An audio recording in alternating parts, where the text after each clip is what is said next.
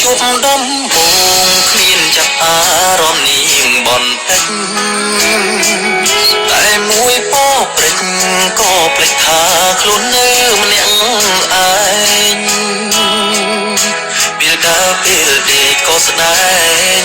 ចឹងចំបាញ់គ្រប់បែបយ៉ាងចឹងហួងហែងនឹងចេញអាំងយ៉ាងតាំងពីមាននេះពេលឃ្លាតទៅឆ្ងាយចេញខ្វល់ខ្វាយដោយក្តីរលឹកពេលញ៉ាំបាយទឹកចេញតែនឹកដល់ស្រស់ស្រីមុំដឹងច្បាស់ថាស្នេហ៍រីកធំរហូតលិចមុំមិនបានតាំងពីជួបកល្យានជីវិតខ្ញុំក៏ព្រួលប្រែសពផ្លូវថ្នល់គ្រប់ផ្លូវដែលនាំខ្ញុំទៅជួបនាងសំគ្រប់បទចំរៀងធ្លាប់ស្ដាប់នឹង